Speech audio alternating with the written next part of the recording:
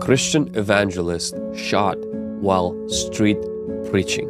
Turn away from the life that's led you nowhere. Turn away from that life that's led you into depression, addiction, and turn to Jesus Christ. Paul Sanchez works nearby and says when Schmidt was out preaching, some people drove by screaming and cursing at him. A slurry of everything, really. I mean, hateful comments, people yelling at him, just get off the street, all sorts of mean things. Sanchez never imagined things would escalate, especially since he says Schmidt never confronted anyone or responded to the mean comments. Just before service, yeah. Larry Detman was at services here last night when the pastor announced what happened. Minutes later, the pastor ran off to the hospital to check on Schmidt.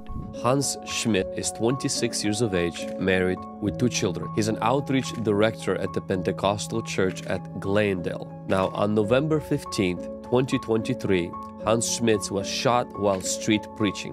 As Hans remains in a critical condition, fighting for his life, his mother and sister, along with her 4 children, has moved to Phoenix from Hawaii to be by his side and to help the family.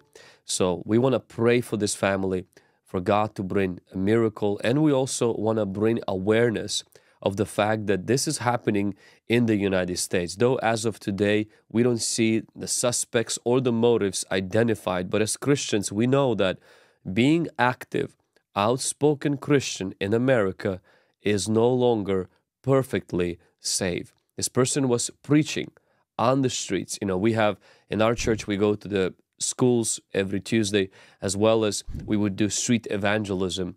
And imagine this preacher, pastor, a leader would go to do that and not come back home alive. Worship. Persecution is the practice of oppressing someone on the account of their religion, faith, or nationality. As Christians, we get persecuted for the Lord and a lot of times for the way we live. Because we preach Jesus, or because we live loyal to Jesus, we can experience persecution. Now, in light of this story that I have alluded in the beginning, and we will have links below where you can help to contribute to the family, but I want to ask you to pray for this family, and I want to ask if the Lord puts in your heart to give toward them, to help them as they go through this very difficult season. But I want for us to take a lesson as Christians in regards to persecution and suffering from Jesus. As Christians, we must not use force to spread the gospel. You know, we can get persecuted, we can even get killed for Jesus,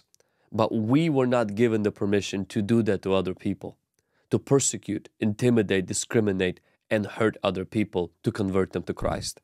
The second thing I want to highlight is persecution for our faith comes from 4 sources: religion, government, our own family, and the society. The third thing I want to highlight is persecution tests one's faith, and it exposes world's real stance toward Jesus' movement. One of the reasons why persecution happens, intimidation, name-calling, being fired from a job, being physically abused, verbally abused, is because it exposes that the world's stance toward Jesus' movement is evil. And at the same time, it tests our faith. Number 4, persecution is foretold by Jesus.